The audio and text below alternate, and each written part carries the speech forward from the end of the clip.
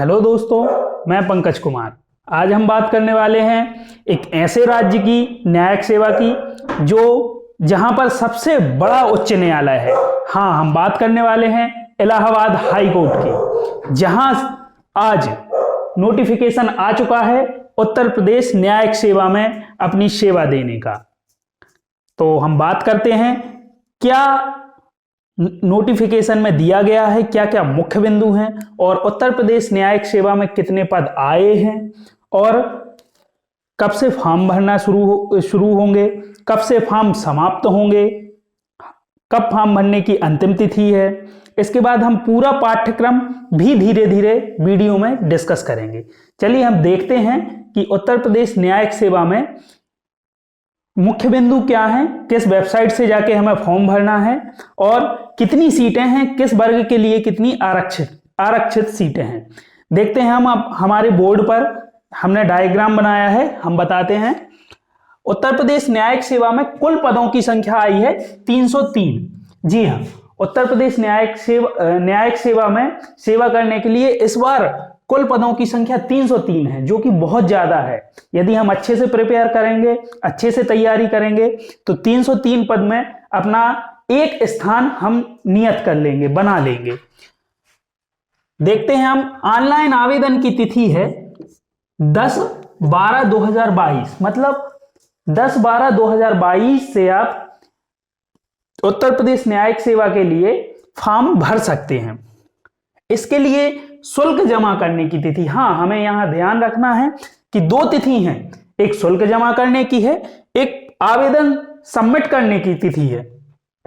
शुल्क जमा करने की तिथि है 6/1/2023, मतलब 6 जनवरी 2023 तक हम शुल्क जमा करेंगे। जो भी जिस वर्ग के लिए जितनी भी शुल्क है वो हम जमा करेंगे।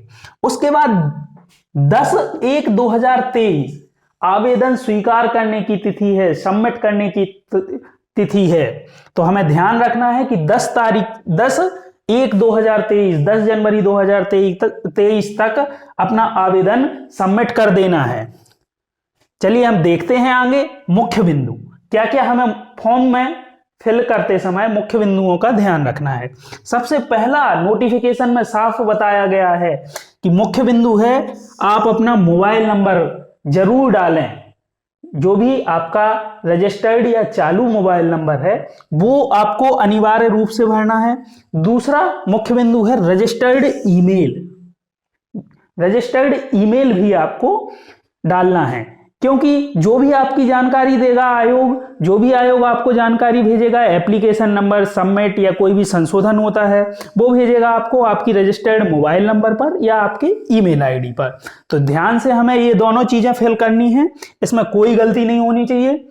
इसके बाद आगे बात करें यदि हम वेबसाइट की कि हम कहां से जाके उत्तर प्रदेश न्यायिक सेवा में अपना फॉर्म फिलअप कर सकते हैं, तो वेबसाइट लिखी है, आपको डिस्क्रिप्शन लिंक में भी मिल जाएगी, uppsc.up.nic.in।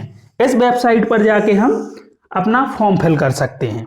इसके बाद हम बात करते हैं उत्तर प्रदेश न्यायिक सेवा में आयु सीमा क्या निर्धारित की गई है।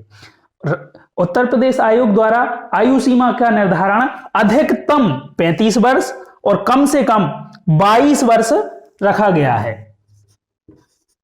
मतलब जो भी आवेदन करेगा, जो भी स्टूडेंट आवेदन कर रहे हैं उत्तर प्रदेश न्यायिक सेवा के लिए, वह ध्यान रखें कि कम से कम 22 वर्ष के होना अनिवार्य है और अधिकतम 35 वर्ष की आयु के लिए यह नोटिफिकेशन एलिजिबल है। इसके बाद हम बात करते हैं आगे कि उत्तर प्रदेश न्यायिक सेवा में जो पेपर होगा उसका मोड क्या होगा, ऑफलाइन होगा या ऑनलाइन होगा। तो उत्तर प्रदेश न्यायिक सेवा का पेपर ऑफलाइन होगा, OMR सीट पर होगा। OMR सीट पर 2 प्रति में आपको सीट मिलेगी, एक सबमिट हो जाएगी, एक आपको कॉपी दे दी जाएगी। ये पेपर मोड की बात हो गई। इसके आगे यदि हम बात करें तो नेगेटिव मार्किंग की, क्या उत्तर प्रदेश न्यायिक सेवा में नेगेटिव मार्किंग है? तो जी हां, उत्तर प्रदेश न्यायिक सेवा में नेगेटिव मार्किंग रहेगी। किस अनुपात से रहेगी? 1/3 के अनुपात से रहेगी।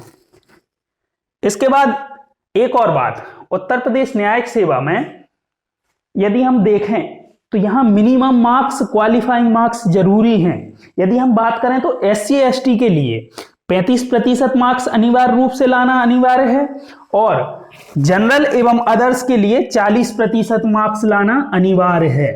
ध्यान रखना है हमें इस बात का कि हमें उतने ही क्वेश्चन सॉल्व करने हैं जिससे हमारी मिनिमम मार्किंग 35% और 40% रहे। क्या होता है कि नेगेटिव मार्किंग में हम कभी कभी ज्यादा क्वेश्चन सॉल्व करते हैं जिनका हमें आंसर क्लियर पता नहीं रहता है और हम अपनी मिनिमम मार्क भी स्कोर नहीं कर पाते हैं। कम से कम मार्क जो पासिंग मार्क होते हैं वो भी स्कोर नहीं कर पाते हैं, तो ध्यान रखना है। इसके बाद हम आगे बात करें कि उत्तर प्रदेश न्यायिक सेवा में कितनी सीटें किस किस कैटेगरी के व्यक्तियों को दी गई हैं। तो हम इसके पहले एक और बात मैं आपको बताना चाहता हूं कि उत्तर प्रदेश न्यायिक सेवा में जितना भी आरक्षण दिया गया है, चाहे वो किसी भी कैंडिडेट को हो, सामान्य में EWS वालों को हो, SC को हो, ST को हो, OBC को हो, वो सब दिया गया है उत्तर प्रदेश राज्य के विद्यार्थियों को। अन्य राज्य के विद्यार्थियों के लिए आरक्षण का लाभ नहीं दिया जाएगा, नोटिफिकेशन में साफ दिया गया है। अब हम देखते हैं कितनी सीटें किस कैंडिडेट को हैं। यदि हम बात करते हैं जनरल कैंडिडेट की, सामान्य वर्ग के विद्यार्थियों की, तो 123 पद हैं। इसके बाद हम बात करते हैं OBC, अन्य पिछड़ा वर्ग के व्यक्तियों के लिए, तो 81 सीटें हैं, 81 सीटें हैं। यदि हम SC अनुसूचित जाति वालों की बात करते हैं, अनुसूचित जाति से जो विद्यार्थी आते हैं उनके लिए उनकी बात करते हैं, तो 63 सीटें हैं, 63 सीट्स आई हैं। और यदि हम ST शेड्यूल्ड ट्राइब एरियाज अनुसूचित जनजाति वालों की बात करते हैं तो 6 पोस्ट उनके लिए रिजर्व की गई हैं। इसके बाद EWS जैसे कि आप सब जानते होंगे, सामान्य वर्ग के व्यक्तियों को, आर्थिक रूप से कमजोर जो व्यक्ति होते हैं उनको जो आरक्षण दिया गया है उसमें 30 सीटें रिजर्व की गई हैं EWS के व्यक्तियों को। इसके बाद हम आगे बात करें यदि, तो उत्तर प्रदेश नियमावली 2001 से जो आरक्षण दिया जाता है वो इस प्रकार है। भूतपूर्व सैनिक यदि है, कोई भी भूतपूर्व सैनिक यदि उत्तर प्रदेश न्यायिक सेवा में सेवा के लिए अपना फॉर्म फिलअप करता है तो 15 सीटें रिजर्व की गई हैं ऐसे व्यक्तियों के लिए जो भूतपूर्व सैनिक हैं, ऐसे विद्यार्थियों के लिए जो भूतपूर्व सैनिक हैं। इसके बाद यदि स्वतंत्रता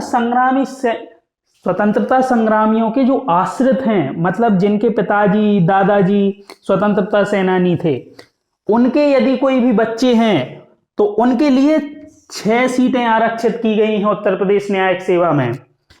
उसके बाद महिलाओं के लिए 60 सीटों का आरक्षण है उत्तर प्रदेश न्यायिक सेवा में और दिव्यांगजन के लिए 12 सीटों का आरक्षण है।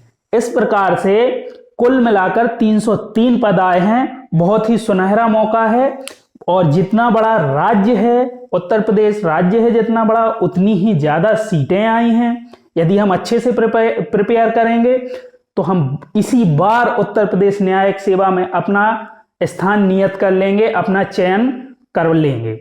हम इसके लिए अच्छे से तैयारी करेंगे। आप सभी को मेरी तरफ से बेस्ट विशेस हैं कि हमें उत्तर प्रदेश न्यायिक सेवा इसी बार क्वालिफाई करनी है।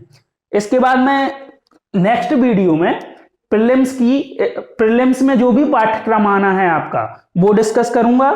उसके बाद अगले वीडियो में मैं आपके साथ डिस्कस करूंगा मुख्य परीक्षा का जो भी पाठ्यक्रम है। आपको और जो भी अन्य जानकारी लगती है वो आप कमेंट में मुझे बताएं, मैं उस पर भी वीडियो डालूंगा।